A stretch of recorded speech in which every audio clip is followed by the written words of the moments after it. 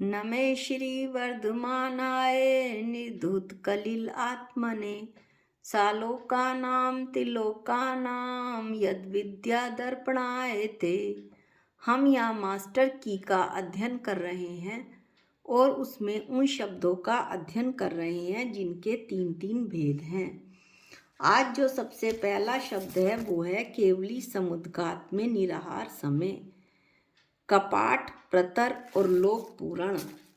जैसा कि हमने द्रव्य संग्रह में भी पढ़ा था कि केवली समुद्घात आयु कर्म की स्थिति अति अल्प रहने पर और शेष तीन आघातीय कर्म नाम कर्म, गोत्र कर्म और वेदनीय कर्मों की स्थिति अधिक होने पर संयोग केवली भगवान के आत्म प्रदेशों का दंड, कृपार, कपाट, प्रतर और लोक पूरण के प्रकार से बाहर निकलना होता है, उसे केवली समुद्घात कहते हैं। इस केवली समुद्घात में जो निराहार समय होता है वो कपाट, प्रतर और लोक पूरण में होता है। कपाट समुद्घात जिसमें आत्मा के प्रदेश किवाड़ की आकृति में लोक में फैल जाते हैं। प्रतर समुद्घात जिसमें आत्मा के प्रदेश पूरे लोकाकाश के अंदर फैल जाते हैं और मात्र वात वाले बचे रह जाते हैं जो अंत में होते हैं। जब उनमें भी आत्मा के प्रदेश पहुंच जाते हैं, अर्थात पूरे लोकाकाश में आकाश के जितने प्रदेश हैं, असंख्यात प्रदेश होते हैं, उन सब प्रदेशों के ऊपर आत्मा के असंख्यात प्रदेशों में से एक एक प्रदेश बैठ जाता है तो वह लोक पूर्ण समुद्घात कहलाता है। इस तरह हमने पहला शब्द पढ़ा केवली समुद्घात में निराहार समय, कपाट, प्रतर और लोक पूर्ण।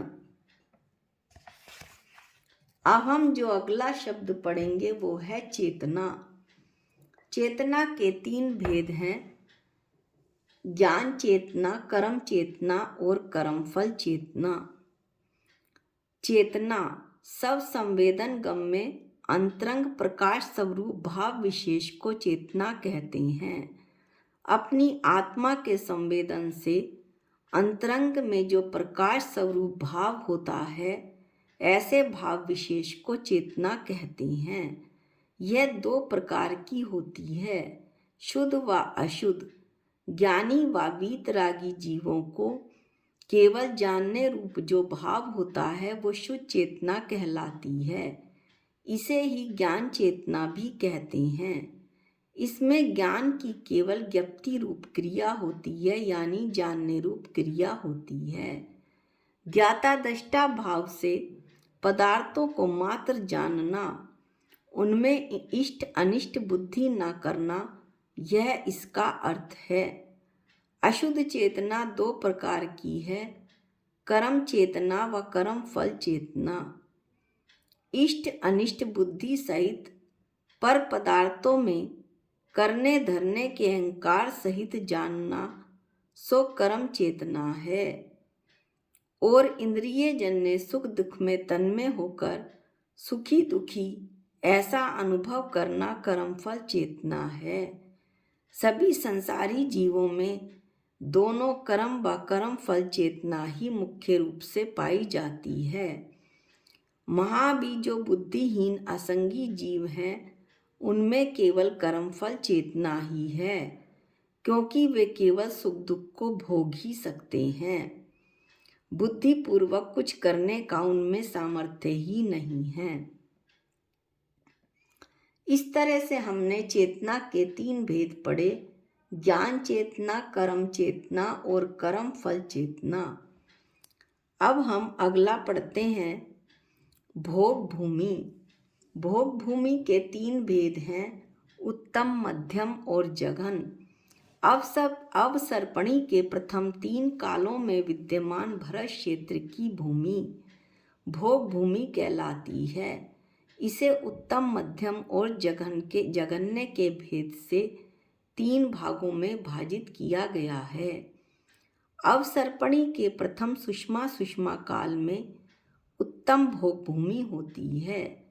इस समय मनुष्यों की आयु 3 पल्ले और शरीर की अवगाहना 6000 धनुष होती है। ये मनुष्य सौम्य आकृति के होते हैं और आभूषणों से अलंकृत होते हैं। ये 3 दिन के अंतर से, हरिवंश पुराण के अनुसार 4 दिन के अंतर से, कल्प वृक्षों से प्राप्त बद्री फल के बराबर भोजन करते हैं।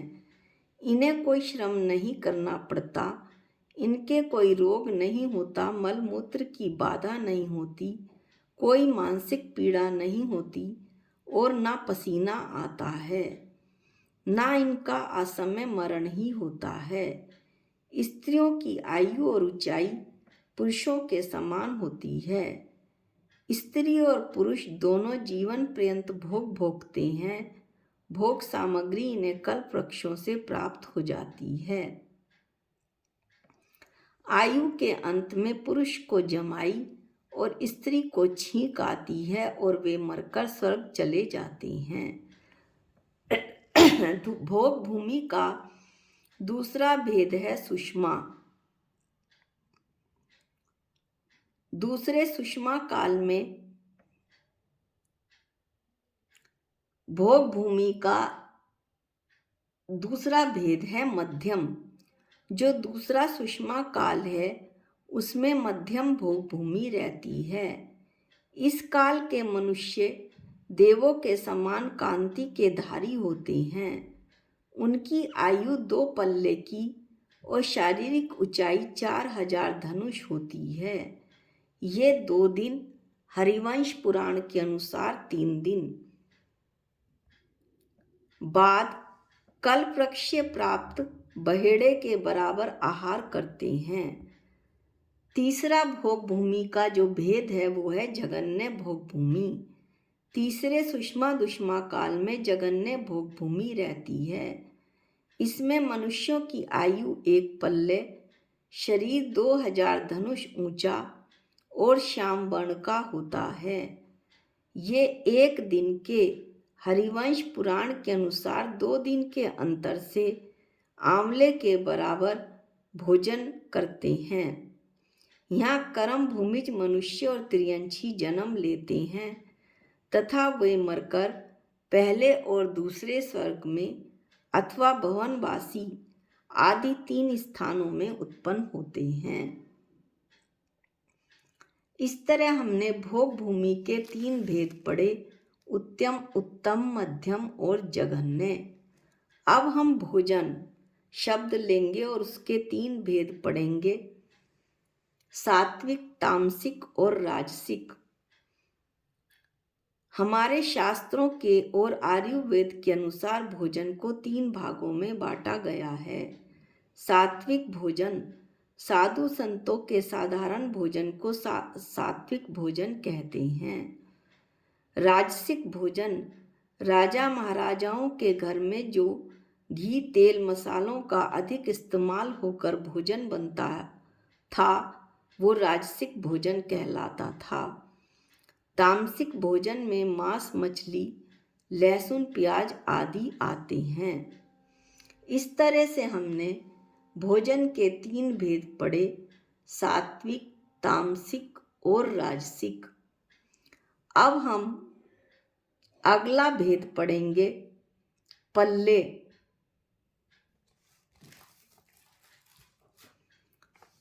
पल्ले के 3 भेद हैं, व्यवहार पल्ले, उद्धार पल्ले और अद्धा पल्ले। तत्वास सूत्र के अनुसार 2000 कोष गहरे, 2000 कोष चौड़े, गोल गड्ढे में कैंची से जिसका दूसरा भाग ना हो सके, ऐसे 1 दिन से लेकर 7 दिन तक के पैदा हुए उत्तम भोग भूमि के मेढ़ों के बालों को पूर्ण भरना। उनमें से एक एक बाल को 100 वर्षों बाद निकालना। जितने वर्षों में वे सब बाल पूरे निकल जाएं, उतने काल को व्यवहार पल्ले कहते हैं। व्यवहार पल्ले से असंख्यात गुणा उद्धार पल्ले होता है। और उदार पल्ले से असंख्यात गुणा आधा पल्ले होता है। इस तरह से हमने पल्ले के 3 भेद पढ़े, व्यवहार पल्ले, उदार पल्ले और आधा पल्ले। अब हम अगला शब्द जो पढ़ेंगे वो है 3 उत्तम पुरुष, जिन, जिनवर, जिनवर वृषभ।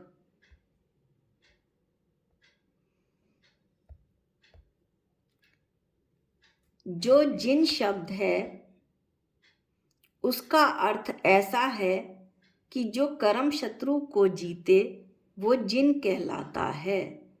वह सम्यक दृष्टि आवृत्ति से लेकर कर्म की गुण श्रेणी रूप निर्जरा करने वाले सभी जिन होते हैं।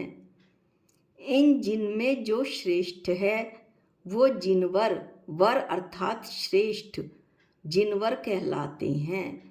इस प्रकार गणधर आदि मुनियों को जिनवर कहा जाता है।